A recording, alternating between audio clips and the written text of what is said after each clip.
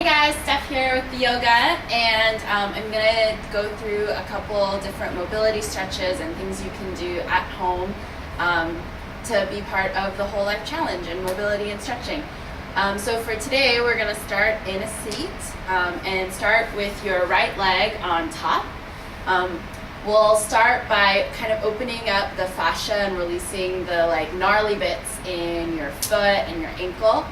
A lot of people who have difficulty squatting or maybe even catching barbells in the bottom of a squat, or maybe if it's been a long week of running, you'll really enjoy kind of giving yourself a little foot massage. So start sitting tall, right leg, crossed over your left, and you'll start to feel maybe a slight hip opening as well here. So start by taking your two thumbs, and you're gonna just massage the bottom of the arches from the heel all the way up to the ball of the foot. You can take your two thumbs and just run along like in little train tracks. And maybe spend about anywhere from 45 seconds to a minute, really working the inner arch from the heel to the ball of the foot. You can maybe even put a little bit more pressure right in the ball of your foot, and then fan outwards towards the outer edge of your right foot. The whole time crossing your right heel over your left thigh. So you can see I'm not over here on my calf, I'm beyond my left thigh, and then driving my right knee down towards the mat, which will give me a nice hip opening as well on my right side.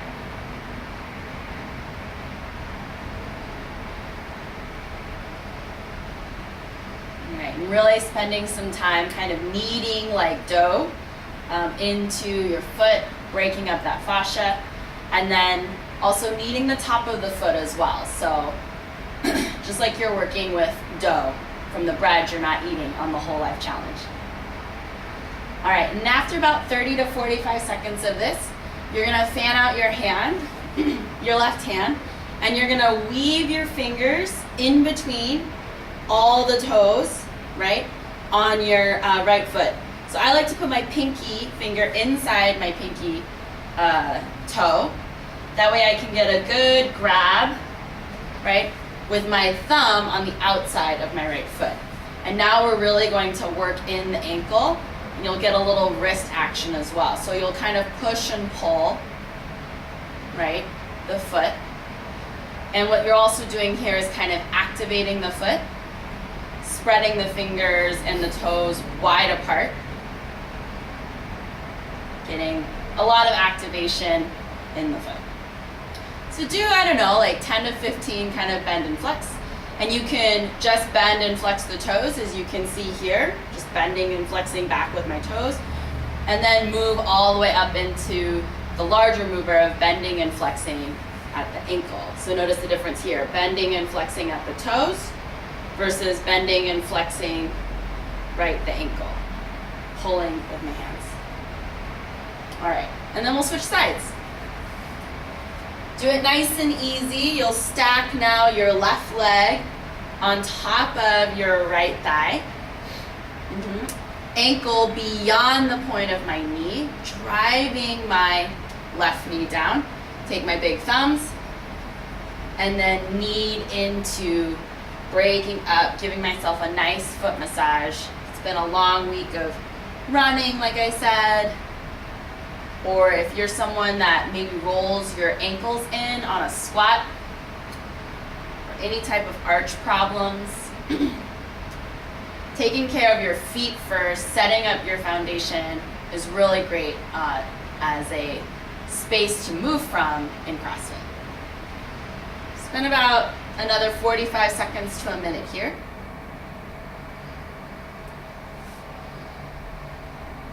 And you can just let your ankle relax, You don't have to be flexing it back in order to get the benefit of this stretch. You're really just using your hands to work into your foot.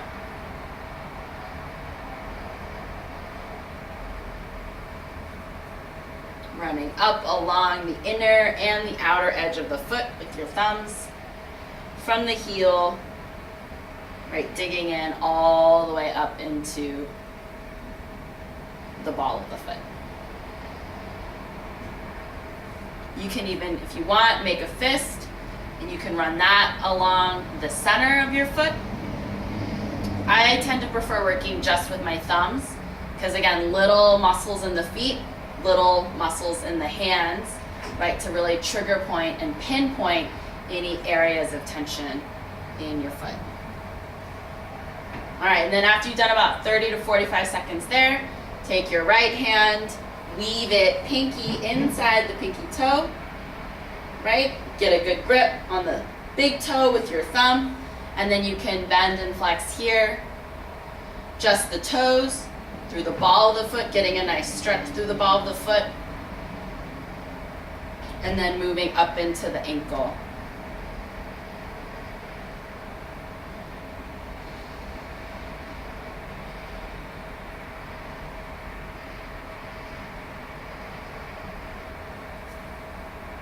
Still feeling a nice hip opening also on the left side as you press your left knee down towards your mat.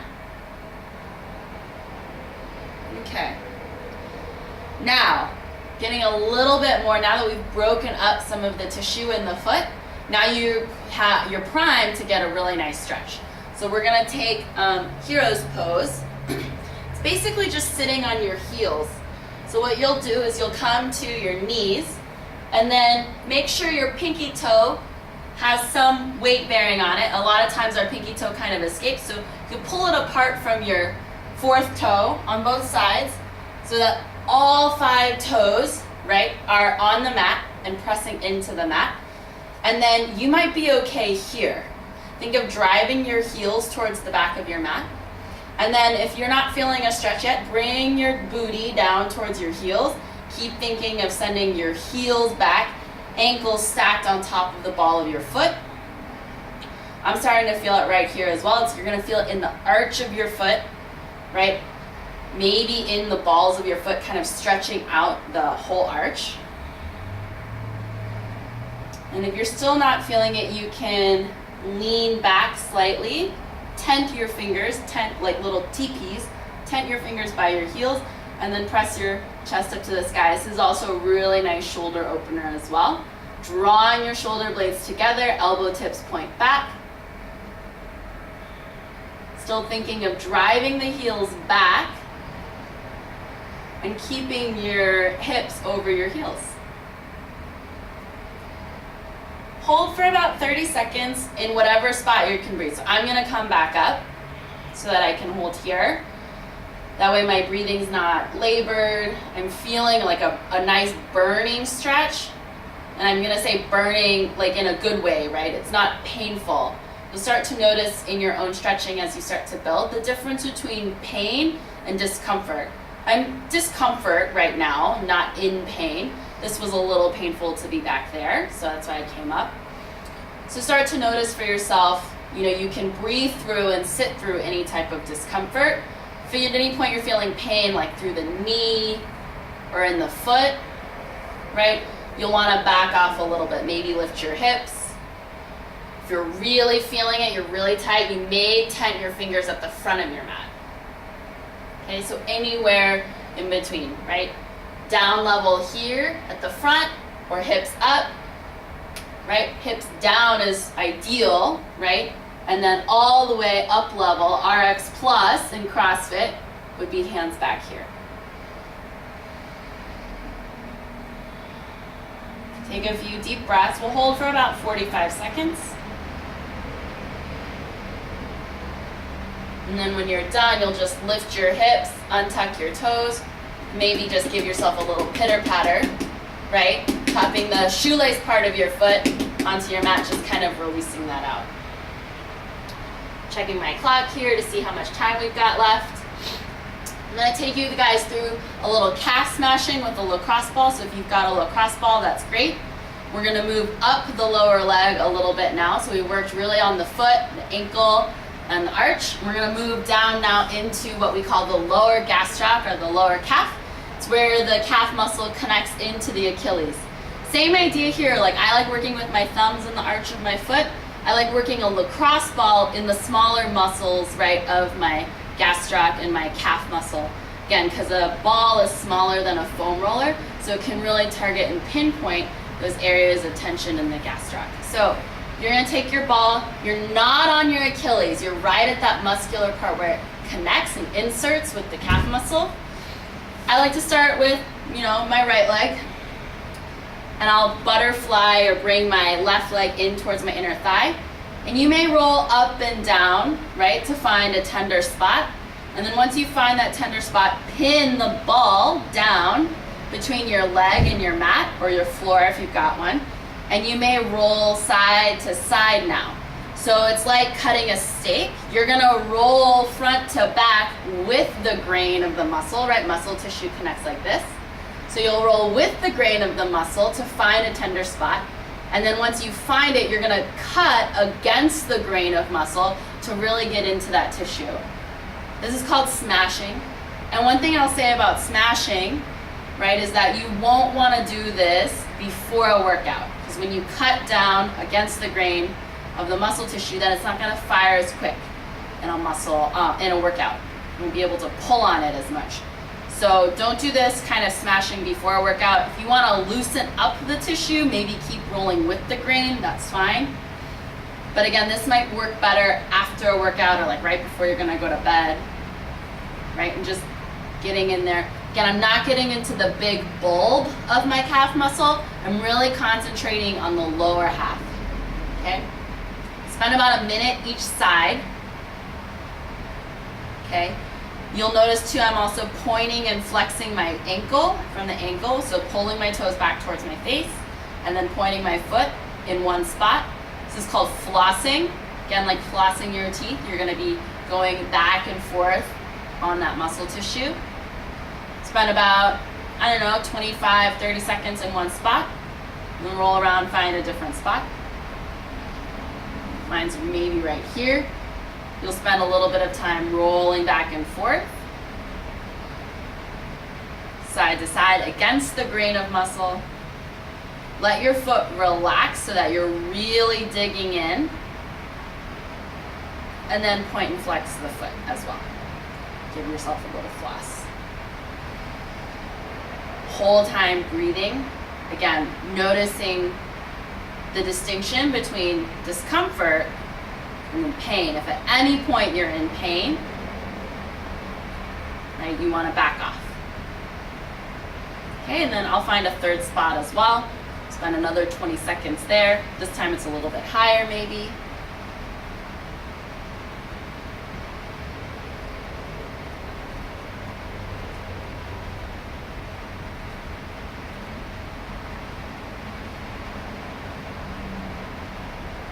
And then point and flex, floss.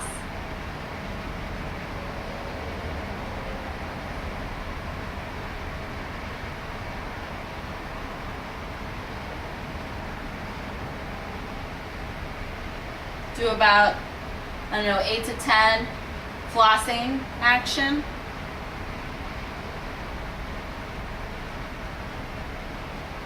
And then you can move to the other side. Bring the right foot in towards your leg.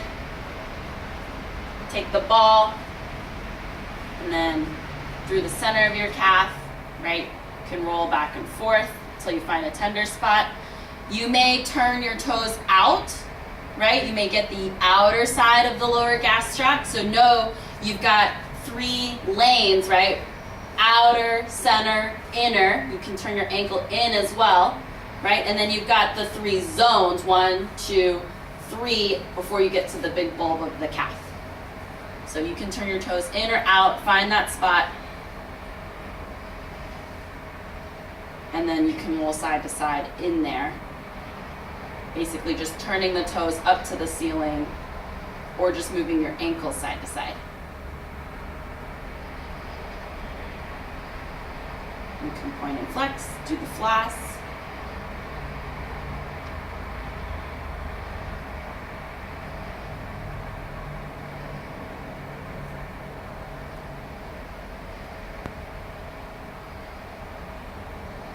And then roll back and forth to find a new spot. I'm gonna roll to the outside now, a little bit having some outer tension on my outer calf here.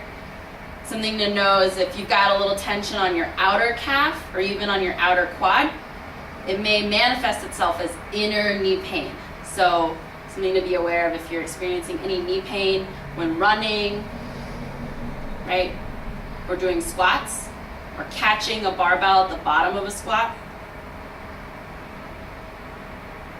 Some of that might have to do with tightness in other parts of your body. That's why it's so important to mobilize every day. And not just the parts that hurt, but the muscles around it. We often forget about our lower extremities. You know, quads and hamstrings are big movers. We tend to focus a lot of energy stretching and mobilizing there.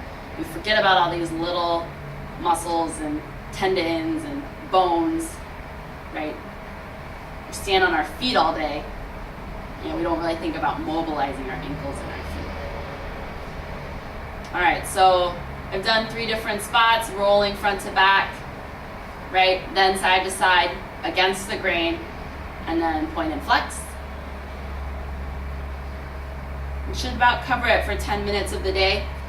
I always then like to, when I'm done smashing or doing any mobilization, do some type of squat or maybe a handstand or something to just feel the difference of how it feels to squat now. So I'll put my feet underneath my shoulders, right, toes pointing at 12 o'clock, and then driving my knees out, sitting down, right, feeling the difference here in my ankles.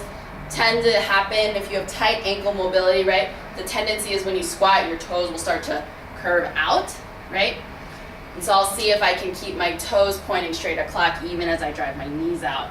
If that changes anything right now with my increased range of motion in my ankles. All right, that's it. Enjoy. Good luck with all your mobilization today.